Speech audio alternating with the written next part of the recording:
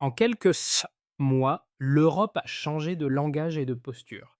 À Bruxelles, l'aide cède la place à une urgence industrielle. Sécuriser minerais, énergie et chaînes de valeur, indispensable à la transition verte au moment même où la dépendance devient visible. Mais si la vraie question que assez comme était désormais assez qui fixe les conditions et que signifie ce tournant pour les pays africains à l'heure où des figures comme Ibrahim Traoré incarnent un refus croissant des anciens scripts, un basculement discret mais structurant. Cette séquence promet une lecture sans slogan d'un changement stratégique majeur, là où les mots ont commencé à précéder les structures. L'enjeu pour le lecteur est clair, comprendre qui gagne du pouvoir quand le vocabulaire diplomatique se transforme. Le récit Source ne parle ni d'altruisme ni de rupture brutale, mais d'une négociation née de besoins croisés, rendue visible par la fragilité européenne récente. Après la pandémie, puis le retour de la guerre sur le continent, les chaînes d'approvisionnement se sont grippées. L'énergie est devenue chère et certaines usines européennes ont ralenti faute d'intrants fiables. Dans ce contexte, l'Afrique cesse d'être un horizon moral pour devenir une variable industrielle décisive. Ce déplacement crée un risque autant qu'une opportunité. Soit les nouveaux accords Orivens corrigent l'ancien cycle extraction-dépendance, soit ils le reproduisent sous une forme plus polissée. La promesse est donc précise, suivre les faits cités, à décrypter les mécanismes économiques derrière Global Gateway, et observer comment certains États africains tentent d'écrire des conditions avant même de signer. Ce cadre permet d'évaluer si le mot partenariat décrit une réalité mesurable ou une simple adaptation du discours. La bascule est déjà mesurable. D'ici 2025, 31% des exportations africaines se dirigent vers l'Europe. Dans le même temps, le récit Source avance que l'Europe afficherait un déficit commercial supérieur à 23 milliards d'euros avec l'Afrique, un renversement narratif assumé. Ces deux chiffres n'ouvrent pas un débat moral, mais un changement de levier. Ils signalent que l'Europe achète davantage qu'elle ne vend et que son ancienne posture de donneur s'effrite au profit d'une dépendance assumée. C'est dans ce contexte que le langage diplomatique évolue. On parle moins d'aide et davantage de sécurisation, moins de soutien et plus de chaînes de valeur. La transition verte européenne, présentée comme un impératif climatique, devient aussi une contrainte industrielle. Batteries, solaire, électrification exigeant cobalt, lithium et cuivre, des ressources dont l'accès n'est plus garanti. Le décor se met en place après deux chocs successifs. La pandémie a fragilisé les flux mondiaux, puis le retour de la guerre en Europe a révélé la vulnérabilité énergétique du continent lorsque le gaz cesse de couler de l'Est. À partir de là, Bruxelles et plusieurs capitales cessent de croire que leur avenir se décide uniquement en interne. Elles regardent vers le sud par nécessité, non par carité. C'est ici qu'apparaît Ibrahim Traoré comme marqueur d'époque.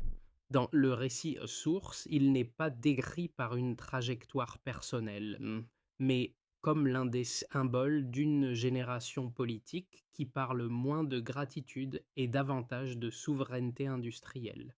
La négociation ne porte plus seulement sur des montants, mais sur des conditions préalables: propriété, emplois locaux, transfert de technologie. Pour rendre cette mutation concrète, le texte introduit des personnages guides. des négociateurs, des ministres techniques et des entrepreneurs traduisent une idée abstraite en clause contractuelle. Leur boussole est identique, Mkaka. Ne plus exporter l'avenir sous forme brute. Cette mini-révélation referme la question initiale. Si l'Europe revient, c'est parce qu'elle ne contrôle plus seule la matière première de l'ère verte.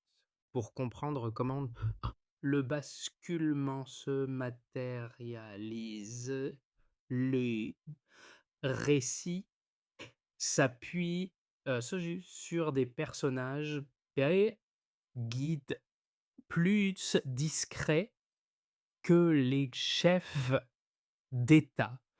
Ce sont des ministres techniques, des négociateurs et des entrepreneurs qui transforment une inflexion politique en clause opérationnelle. Leur rôle n'est pas de proclamer une rupture, mais d'en tester la faisabilité projet par projet. Ça, c'est un premier micro-cas sert de repère industriel. En Zambie et en Namibie, l'accent est mis sur la sortie du cycle du minerai non transformé.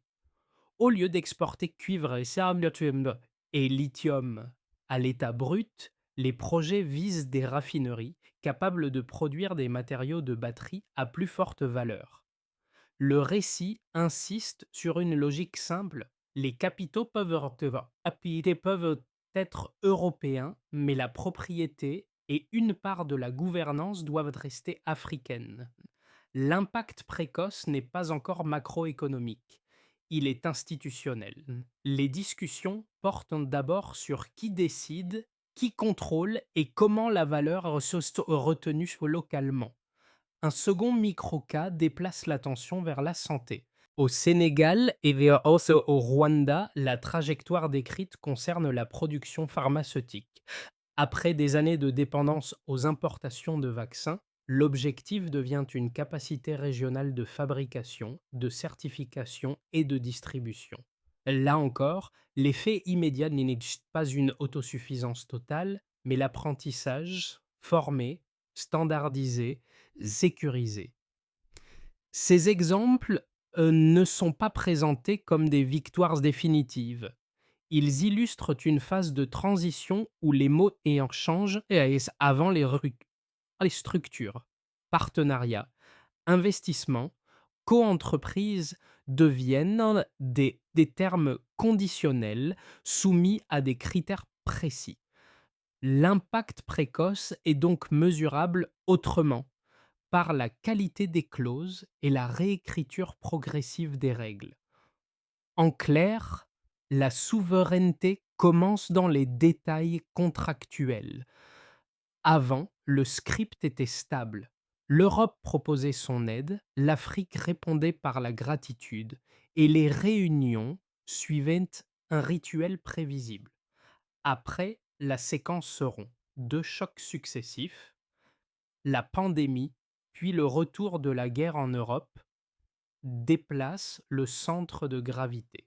Les les chaînes d'approvisionnement se grippent, les prix de l'énergie montent. Certaines usines européennes ralentissent lorsque le gaz ne cesse de couler de l'Est. Ce basculement marque le déclenchement. L'Europe découvre que sa transition verte dépend d'intrants qu'elle ne contrôle plus entièrement. Le mouvement s'accélère. À Bruxelles, le vocabulaire change avant les politiques. On parle moins d'aide et davantage de sécurisation. Les envoyés européens atterrissent à Accra, Lusaka ou Kigali avec des contrats en tête, non des programmes de dons. L'objectif devient explicite, garantir l'accès aux minerais stratégiques, à l'énergie et aux chaînes de valeur indispensables aux batteries, au solaire et à l'électrification. L'investissement cesse d'être présenté comme un geste moral. Il devient un instrument de survie. industrielle. Le point culminant intervient lorsque ce langage rencontre une réponse africaine coordonnée. Là où l'Europe parlait d'assistance, plusieurs capitales répondent en désormais par négociant.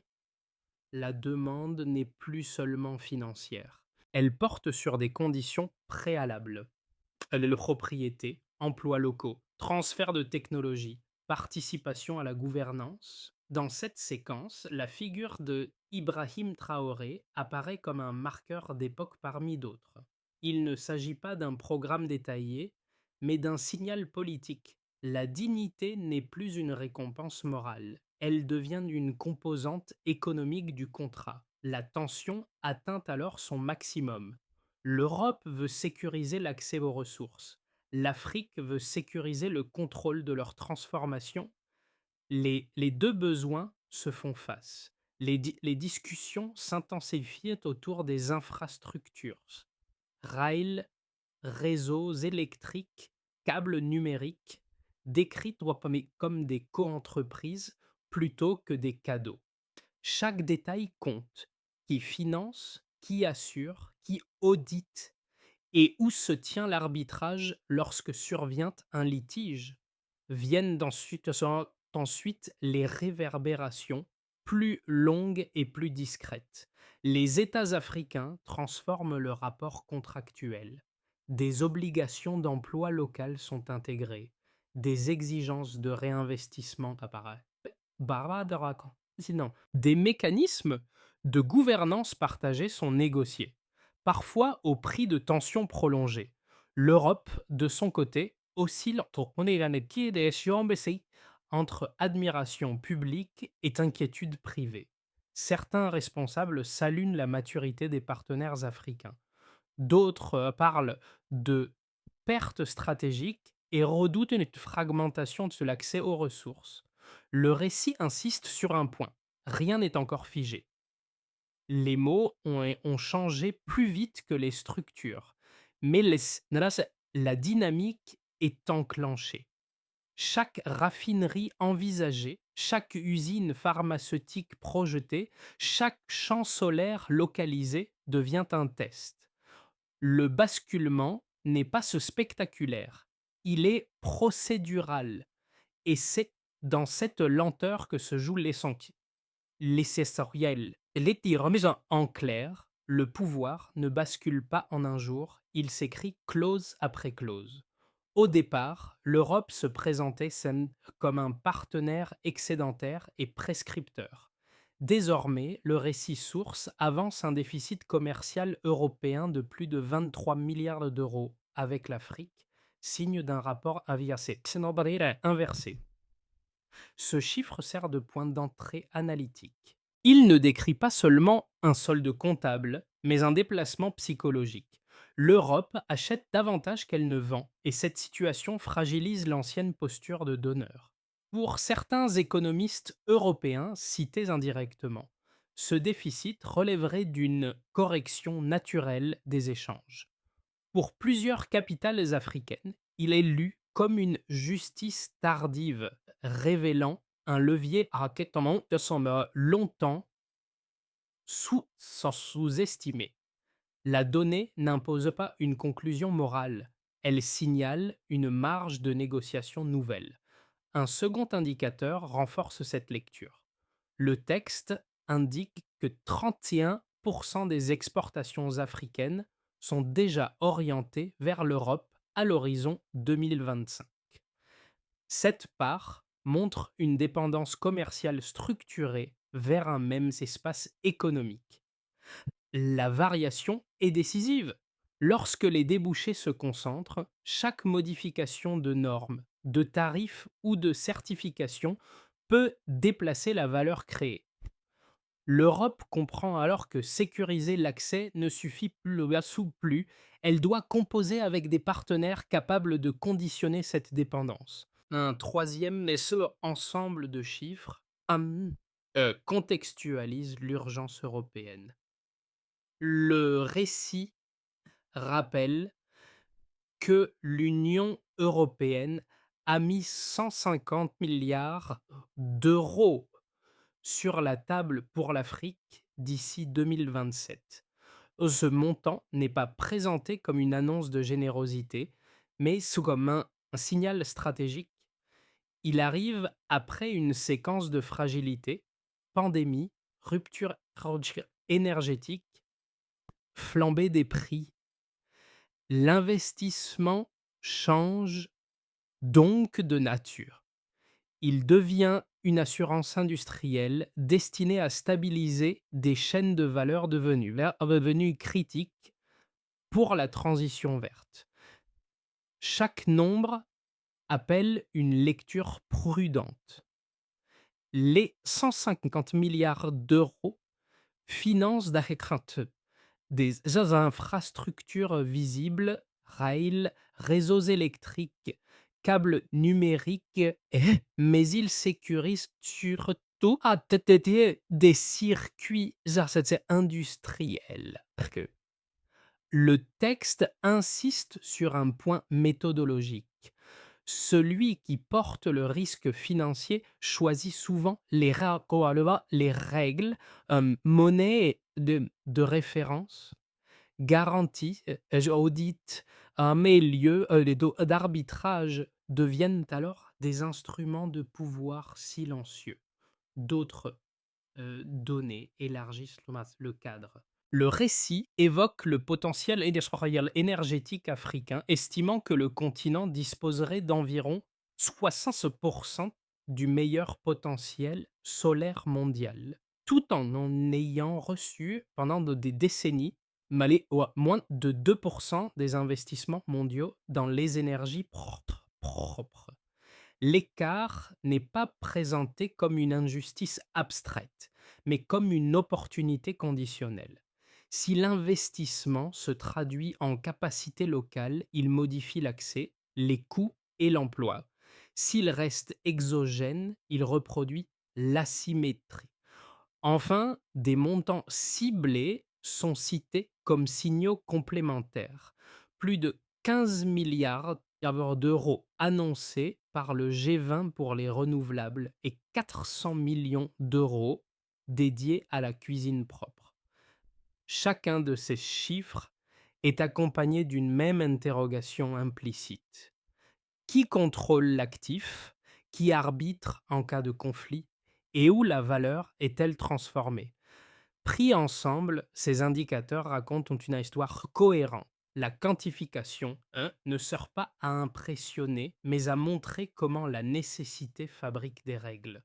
Et comment, à mesure que les chiffres s'alignent, le rapport de force cesse d'être symbolique pour devenir contractuel.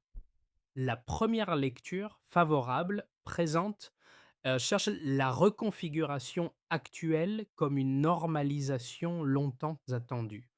Selon cette perspective, l'Europe apporte des capitaux, des machines, des réseaux bancaires et une expérience industrielle accumulée. L'Afrique, de son côté, apporte des ressources stratégiques, une main-d'œuvre jeune, des marchés en croissance et un potentiel énergétique considérable.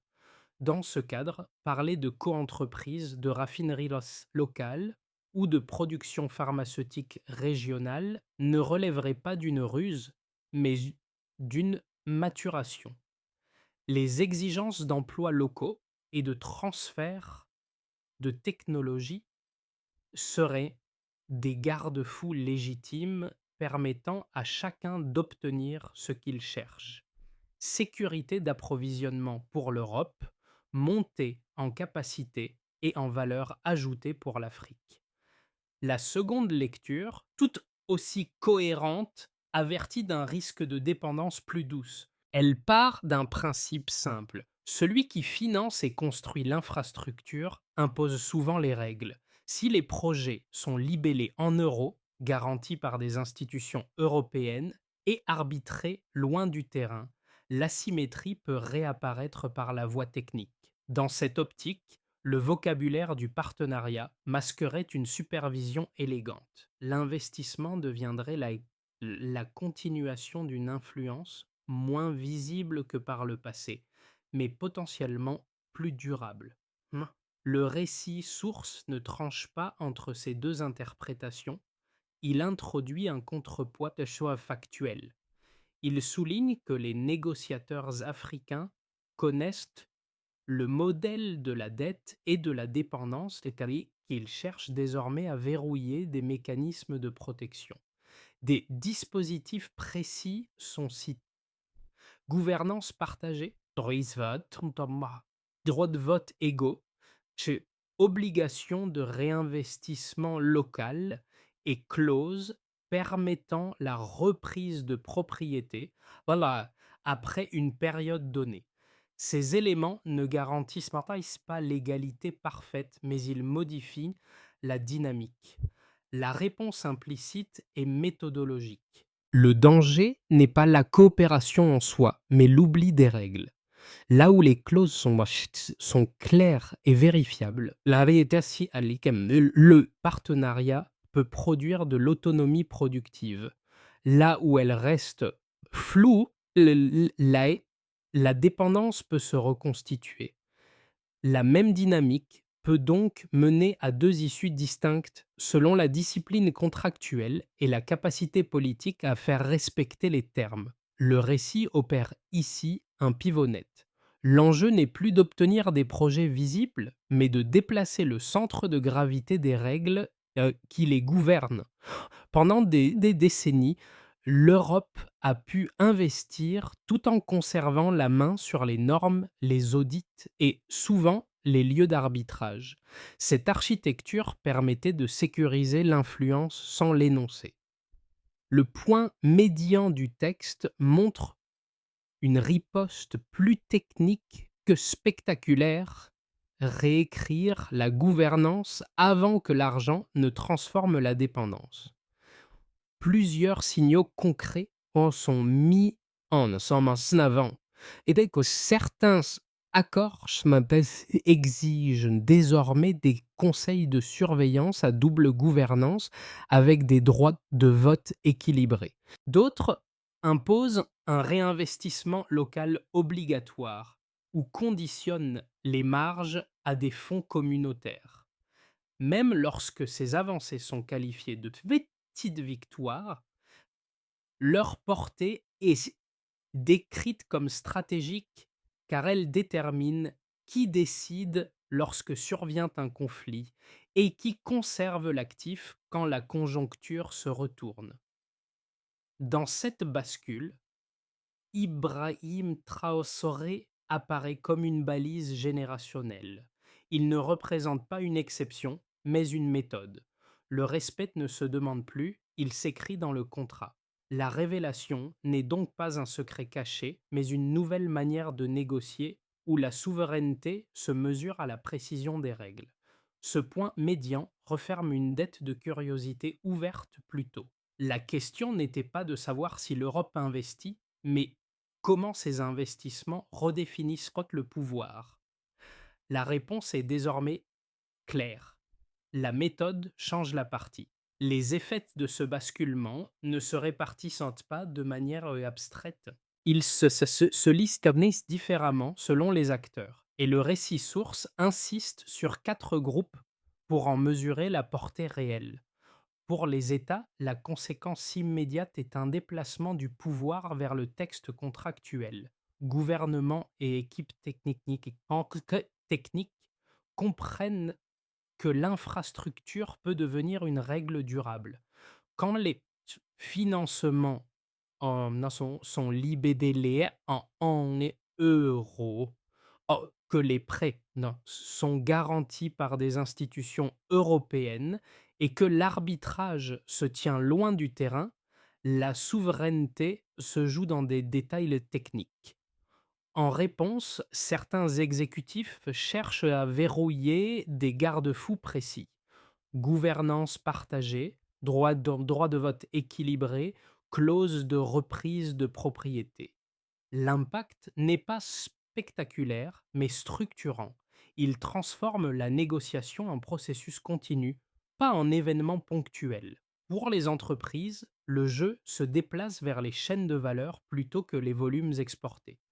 Les industriels africains veulent s'encliner, transformer localement afin de capter la marge et l'apprentissage.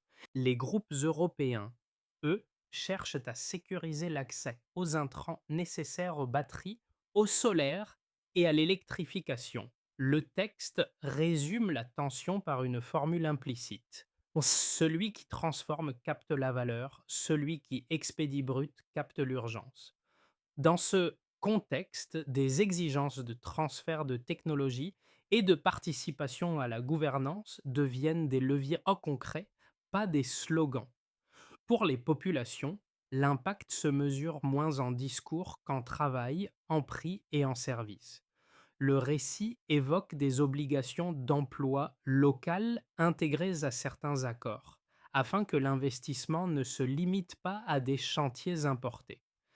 Il rappelle aussi la dimension énergétique. Le continent disposerait d'environ 60% du meilleur potentiel solaire mondial, tout en ayant longtemps reçu moins de 2% des investissements mondiaux dans les énergies par des propres.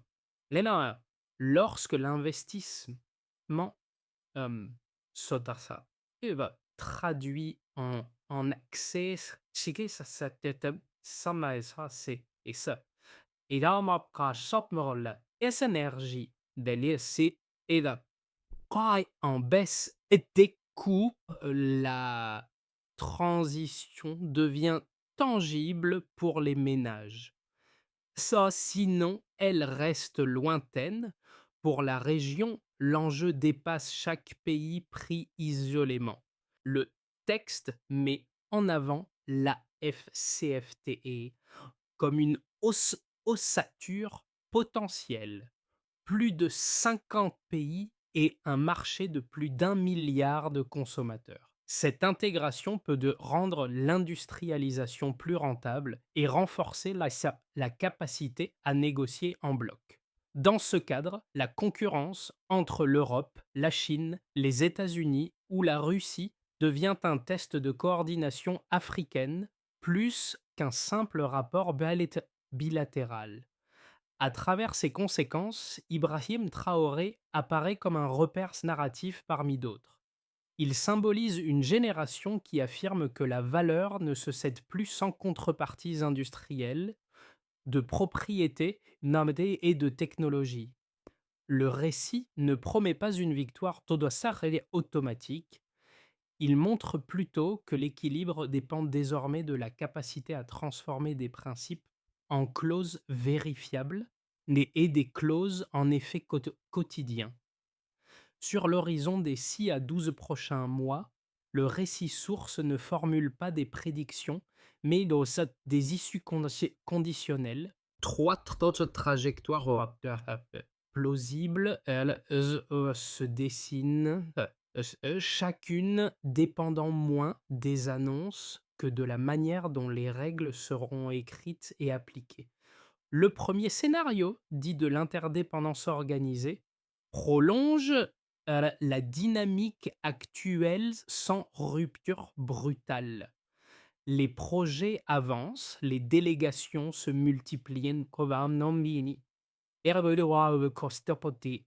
et le vocabulaire du partenariat reste dominant. Si les États africains parviennent à imposer des mécanismes de gouvernance partagée, des obligations d'emploi local et des transferts de technologies vérifiables, alors l'investissement européen peut accélérer l'industrialisation à la source. En revanche, si la majorité des contrats restent libellés, financés et arbitrés selon des cadres extérieurs, le résultat pourrait ressembler à une modernisation supervisée.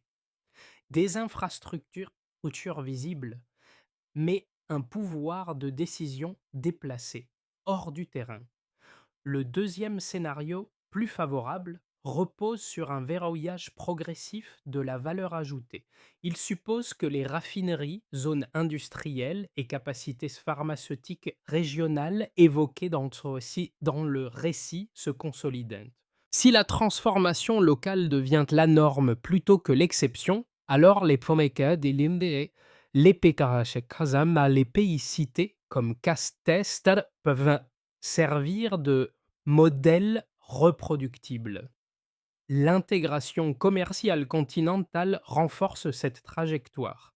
Si l'FSCFTA se traduit par des standards partagés et des débouchés internes crédibles, l'Afrique négocie davantage comme un marché structuré que comme une addition de marché. L'Europe y gagne une stabilité d'approvisionnement. L'Afrique y gagne des chaînes de valeur, des emplois et ornementales, et une montée en compétences. Le troisième scénario, plus fragile, voit réapparaître une dépendance douce sous un langage rénové. Si les financements se transforment en cycles de crédit rigides, et que si les audits et l'arbitrage deviennent des instruments de discipline asymétriques, la coopération peut nourrir des tensions politiques et sociales. Dans ce cas, l'infrastructure cesse d'être un levier de développement pour devenir un canal d'influence durable. La compétition entre puissances extérieures, si elle fragmente les négociations africaines, accentue ce risque. Dans ces trois trajectoires, une règle reste constante. Chaque contrat agit comme une constitution miniature. Si l'on sait qui décide, qui contrôle et comment la valeur est distribuée, alors le mot partenariat devient un test vérifiable. Sinon, il reste un écran de langage. C'est à ce niveau que se jouera la différence entre stabilité, autonomie et dépendance. À ce stade du récit, l'enjeu cesse d'être uniquement géopolitique. Il touche la vie quotidienne par des voies moins visibles mais plus durables. Le texte source distingue trois groupes pour comprendre comment les règles contractuelles se traduisent en effets réels. Pour un premier groupe, celui des personnes dépendantes de l'emploi industriel ou des économies locales, l'impact se joue sur la qualité du travail créé. Lorsque les accords imposent selon l'embauche locale, la formation certifiée et la montée en compétences, l'investissement peut produire des trajectoires professionnelles stables. À l'inverse, si les projets restent des chantiers clés en main, la promesse se réduit à des infrastructures sans ascenseur social. La dignité évoquée dans le récit n'est donc pas symbolique. Elle se mesure au partage effectif de la valeur. Pour un second groupe composé d'entrepreneurs et de petites entreprises, la question centrale est l'accès. Accès à l'énergie, au réseau logistique, aux certifications et au marché. Une route, une ligne électrique ou un câble numérique peuvent ouvrir des opportunités, mais seulement si les normes, la monnaie de référence et l'arbitrage ils ne verrouillent pas l'entrée. Le texte insiste sur ce point. Ces éléments techniques décident souvent si une entreprise locale peut monter dans la chaîne de valeur ou rester cantonnée à la sous-traitance. Pour un troisième groupe, celui des citoyens attentifs à la cohérence politique, l'enjeu devient la responsabilité interne. Le récit rappelle qu'il ne suffit pas de renégocier avec l'extérieur. Corruption, opacité et division peuvent dissoudre les gains obtenus à la table des négociations. La crédibilité des discours sur la souveraineté dépendra donc de la discipline institutionnelle et de la transparence. Cette partie recentre le débat. Les contrats ne sont pas abstraits. Ils façonnent l'emploi, l'accès et la confiance. Et c'est à ce niveau discret mais décisif que le basculement devient perceptible pour le public. Le récit source propose moins une solution clé en main qu'une méthode graduée, articulée autour de l'exécution.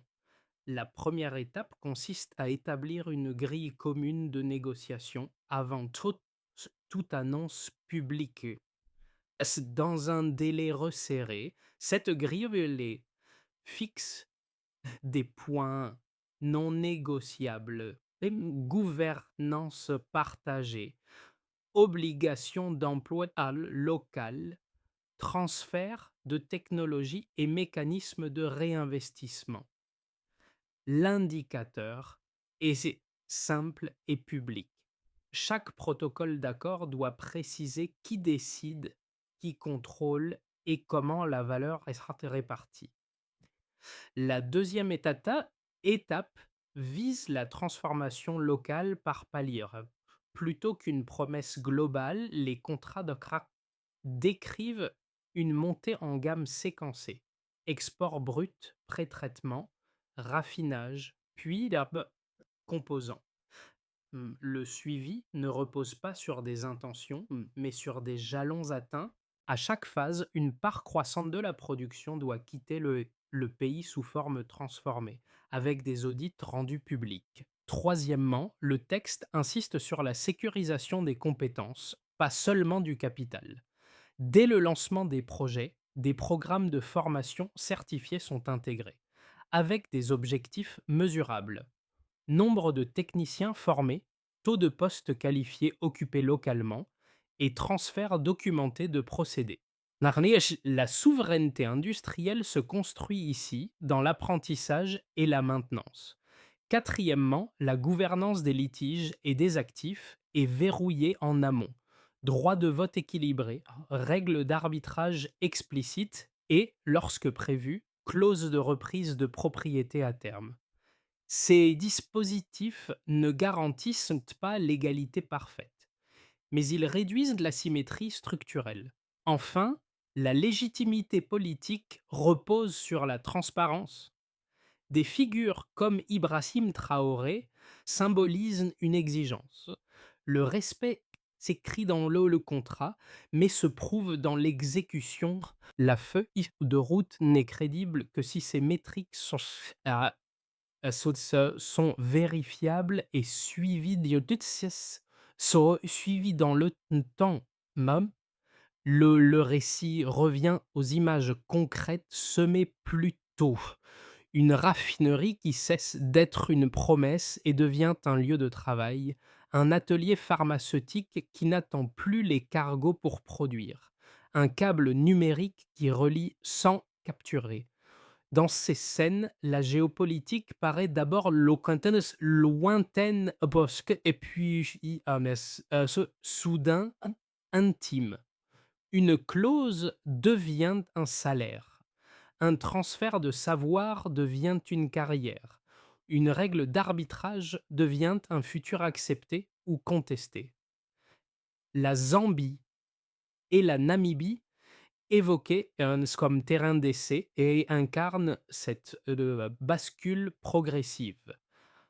Transformer au lieu d'expédier, apprendre au lieu de louer.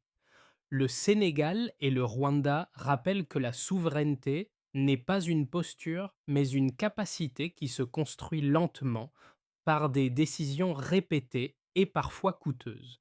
Rien n'est automatique. Chaque avancée suppose de la constance et une discipline politique rarement spectaculaire. Dans ce cadre, Ibrahim Traoré réapparaît comme un rappel plutôt que comme une conclusion. Il symbolise une génération qui exige le respect dans, dans le langage, mais dont la crédibilité se joue ailleurs, pas ailleurs. Là, dans la capacité à tenir les clauses, à protéger la valeur créée et à éviter que l'unité ne se dissolve dans des arrangements opaques. Le texte ne célèbre pas un homme. Il souligne une exigence collective. Si le siècle doit réellement changer demain, ce ne sera ni par le bruit ni par les slogans. Ce sera par la répétition patiente des mêmes choix, jusqu'à ce qu'ils cessent d'être exceptionnels et deviennent la norme. La scène finale n'est ni un sommet, ni une rupture spectaculaire. Elle ressemble plutôt à une table de négociation ordinaire, chargée de silence et de détails.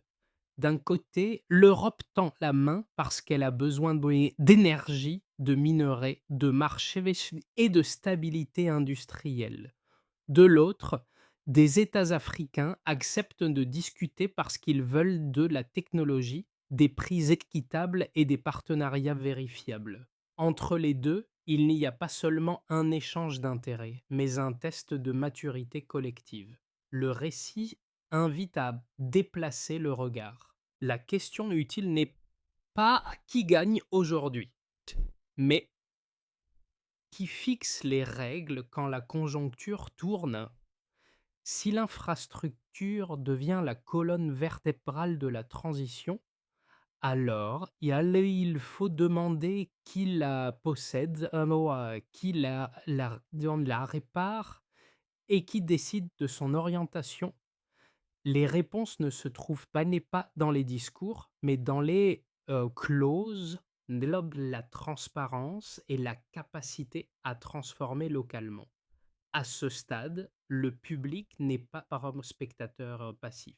Refuser la magie des mots, comparer les promesses aux obligations et demander des mécanismes concrets. Ça, c'est ainsi que le mot partenariat cesse d'être une marque et devient un engagement mesurable. La discussion reste ouverte et c'est peut-être là sa force.